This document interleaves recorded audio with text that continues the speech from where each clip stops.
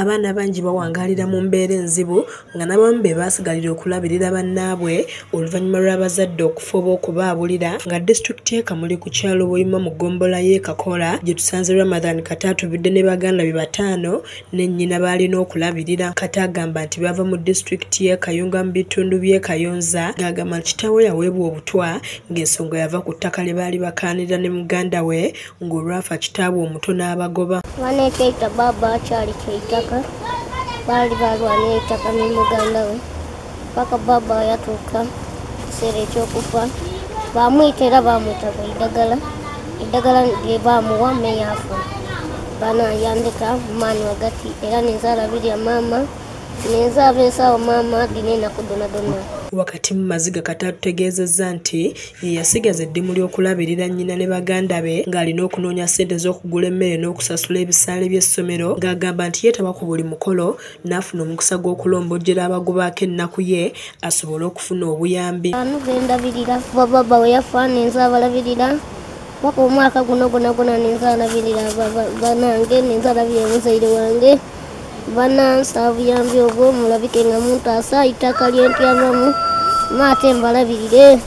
Agamba nti yandyagadde okudda e Kayunga alwanirira ettaka lyabwe naye obuzibu talina wadde ekuba ennyonyi ng'asinzidde wano n'alaajanira abazirakisa okudduukirira. Ettaka eryo buli wenkoba nti ndi kujja kuligomboloola okuliwoza bana ettaka eryo basindikira bimati byejja byantulugunya byanwamu omusaayi byayenda okunwamu omusaayi bana tisobola era kujja mu kibanda kiriwo kyemereramu era ndikusaba imwe mulabike ng'era munongerako obuyambi ngule ku kitaka.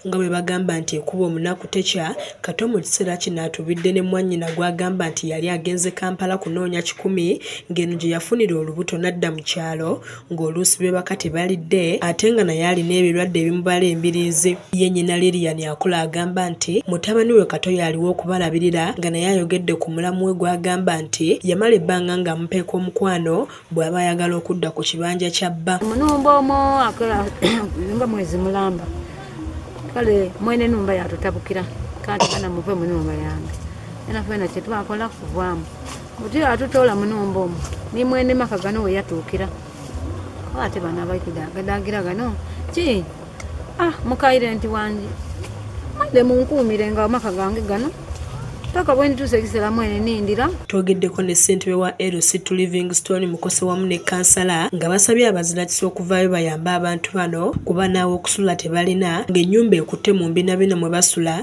waliwo omuzirakisa eyagibawa basulemu. Kato akeetaaga okuyambibwa kubanga ni gano waakuumira abantu baabalonda bulonde ku ngira baabakuumisa enumba eno saawa yonna yonna mwenewo asobola okwendawo. So n'olw'ensonga eyo twongera okubira abantu omulanga abali eyo abazirakisa bongera okuyamba Kato.